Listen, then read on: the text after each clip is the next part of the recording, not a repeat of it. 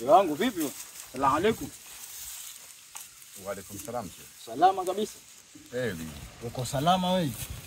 Namshukuru Mungu niko vizuri. Vipi ndugu yangu, mbona hapa ndo swaumu au? Naona yani umenyongea, inakuwaje?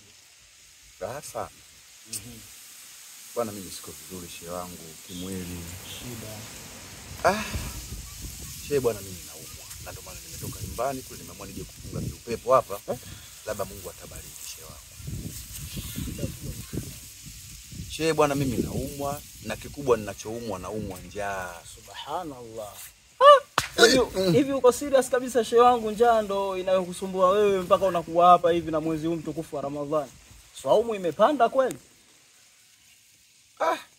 Swaumu bwana imepanda. Swaumu.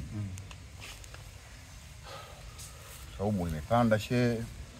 Na swaumu ya leo ni kali kweli kweli shehe. Nayo imenisababisha pia kunyongea namna hii. Shehe wangu unalalamika njaa, kutakuwa na swaumu kweli? Naomba tu Mwenyezi Mungu anifanyie wepesi. Astaghfirullah. Subhanallah. Nini iko?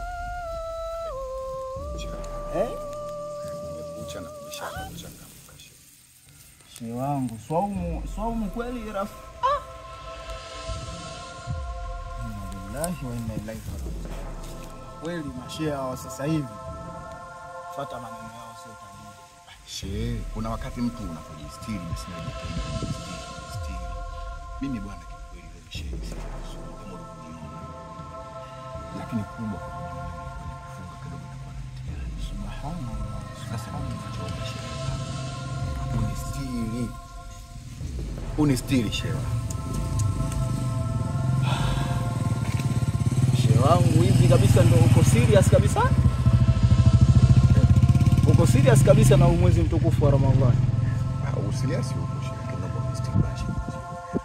Mimi najua kwamba baada ya kumaliza Ramadhani, kisha kula hivi, shehe mimi nitalipiza chuo leo. Ndugu yangu, hivi waumini wenzetu wanakuona kwa sasa hivi hapa, ndo wanakuona uko katika hali hii.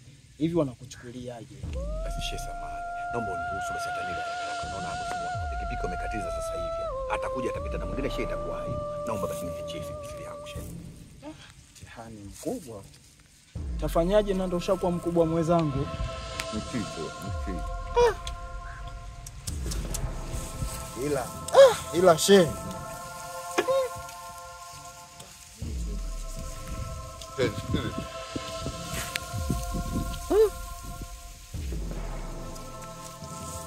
Swaumu umepanda sasa?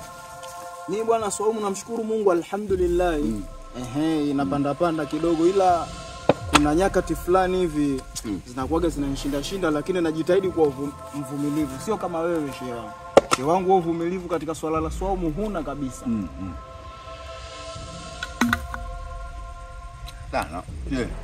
bwana nakuonea aibu bwana shehe. Ngoja nipate sehemu ya kujisikia.